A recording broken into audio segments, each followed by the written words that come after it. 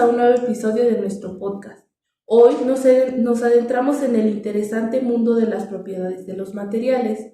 Estas propiedades son fundamentales al momento de elegir el material para construir un determinado objeto con aplicación tecnológica. De aquí la importancia de medir las propiedades mecánicas de los materiales, al igual que entender cómo se comportan los diferentes materiales, ya sea en el diseño de un puente, un coche o incluso un teléfono móvil. Para discutir estos temas contamos con dos expertos. Nos acompaña la especialista en ingeniería de materiales. Bienvenida, Hanna. Gracias, Jessie. Es un placer estar aquí y hablar de algo tan especial como la ciencia y la industria como lo son las propiedades de los materiales. Y también está con nosotros Juan, quien trabaja directamente en la industria de manufactura. Juan, ¿qué nos puedes decir desde tu experiencia? Hola Jessie, es increíble cómo algo que parece tan técnico como las propiedades de los materiales tiene un impacto directo en los productos que usamos diariamente. Estoy emocionado de compartir mis conocimientos. Perfecto. Hoy cubriremos 5 propiedades claves: tenacidad, dureza, resistencia al impacto, maleabilidad y maquinabilidad. Hablaremos de su definición, importancia y aplicaciones prácticas. Comencemos. Hanna, para empezar, ¿podrías explicarnos qué es la tenacidad? La tenacidad es la energía de deformación total que es capaz de absorber y acumular un material antes de alcanzar la rotura en condiciones de impacto, por acumulación de dislocaciones, por lo que es la cantidad de energía absorbida por el material justo antes de romperse, cuando se rompe. Básicamente, mide cuánto puede deformarse un material sin fracturarse bajo un impacto o carga súbita. La tenacidad es especialmente importante en aplicaciones en donde se requieren grandes solicitudes de resistencia ante esfuerzos multiaxiales. Un ejemplo clásico es el acero, que puede absorber mucha energía antes de romperse. ¿Y por qué es importante? Es fundamental en la aplicación donde los materiales están sujetos a cargas dinámicas o impactos, como en la industria automotriz y la construcción de puentes. La tenacidad asegura que estas estructuras, como estas, no se rompan fácilmente bajo condiciones extremas. Muy bien. Juan, ¿podrías decirnos cómo se aplica esto en la industria? Claro, en manufactura usamos materiales tenaces en todo tipo de estructuras que enfrentan vibraciones o choques, como en maquinaria pesada o herramienta de corte. Materiales con baja tenacidad tienden a romperse bajo estos esfuerzos. Por ejemplo, los materiales que poseen esas propiedades de tenacidad son los materiales poliméricos, como la madera o ciertos plásticos. La gran mayoría de los metales, como el acero, cobre e hierro, la caliza, el granito y el hormigón. Muy bien, gracias. Pasemos a la dureza. Hanna, ¿podrías explicarnos en qué consiste? Claro, la dureza es la resistencia de un material a ser rayado o penetrado, en una medida de la resistencia a la deformación plástica localizada inducida por indentación mecánica o abrasión. Pues en general los diferentes materiales difieren en su dureza. Por ejemplo, los metales duros como el titanio y el berilio son más duros que los metales blandos como el sodio y el estaño metálico, o la madera y los plásticos comunes. Se mide con varios ensayos, como el ensayo Brinell, Rockwell, Vickers, donde se aplica una carga sobre el material para ver cuán fácilmente se deforma o se penetra. ¿Y qué relevancia tiene esto en el diseño de materiales? Es vital para seleccionar materiales que mantendrán su forma y resistencia superficial ante fuerzas externas. Por ejemplo, en herramientas de cobre y piezas de maquinaria, la dureza del material es esencial para evitar el desgaste prematuro. En la industria, probamos la dureza de los materiales para determinar qué tan adecuados son para soportar fricción, como golpes o rayaduras. Usamos ensayos de dureza para asegurar que las piezas tendrán una vida útil prolongada. Anteriormente habíamos hablado sobre los ensayos de dureza. ¿En qué consiste cada uno? El ensayo de Brinell mide la dureza de materiales aplicando una carga sobre una bola de acero o carburo de tungsteno. que se presiona contra la superficie del material. Básicamente, un ejemplo de este ensayo es presionar una bola de 10 milímetros de diámetro con una fuerza conocida, normalmente entre 500 y 3000 kfg, y se mantiene durante un tiempo determinado. Después de retirar la carga, se mide el diámetro de la huella que dejó la bola. La dureza de Pringle, o también conocida como HB, se calcula midiendo la fuerza aplicada entre el área que deja la huella.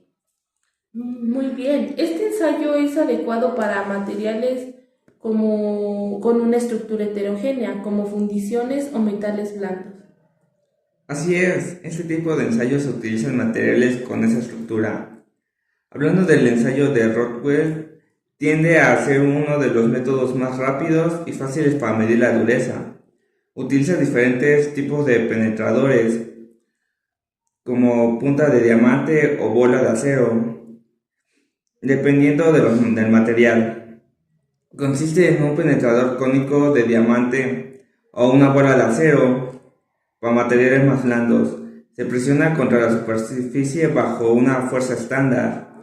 Se mide la profundidad de la penetración.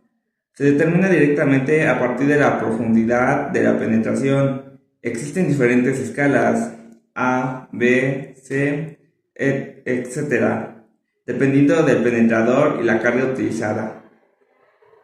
Es adecuado para una amplia variedad de materiales, desde metales duros como el acero hasta materiales más blandos como el plástico. Muy bien, y por último, ¿en qué consiste el ensayo de Vickers?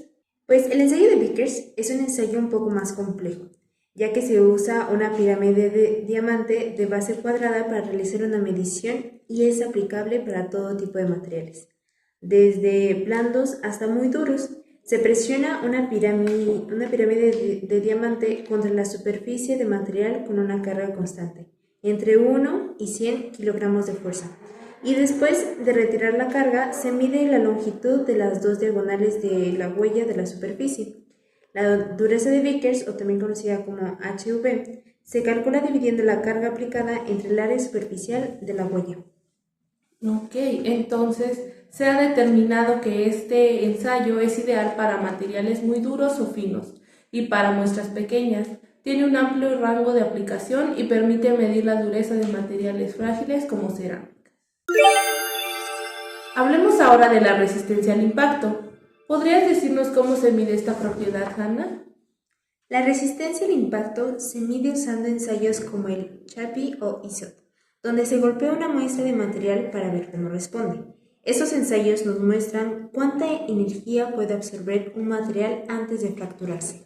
Para hablar más detalladamente de este tema nos acompaña Daira, que se dedica a realizar este tipo de ensayos en distintos materiales.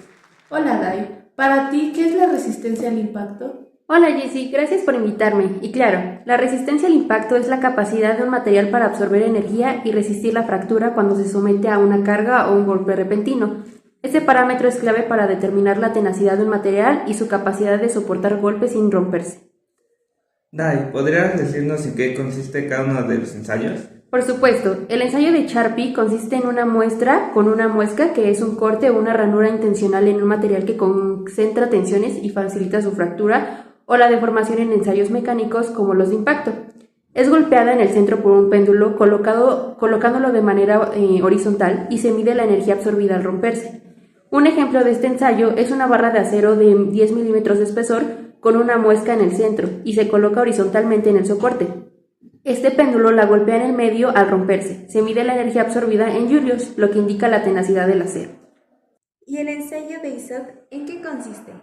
En el ensayo de ISOT, una barra de plástico de 8 milímetros de espesor con una muesca es colocada verticalmente en el soporte. Un péndulo impacta en la parte superior de la muestra. Al romperse, se registra la energía absorbida, evaluando la capacidad del plástico para resistir impactos.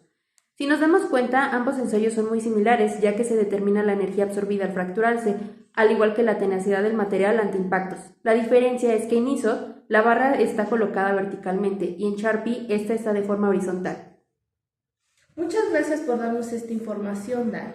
Sin duda nos ayuda a comprender un poco más de la resistencia al impacto. Pero, Hannah, ¿podrías decirnos dónde encontramos esta propiedad en acción? Los podemos encontrar en materiales con alta resistencia al impacto. Se utilizan en la fabricación de cascos protectores y en la industria automotriz.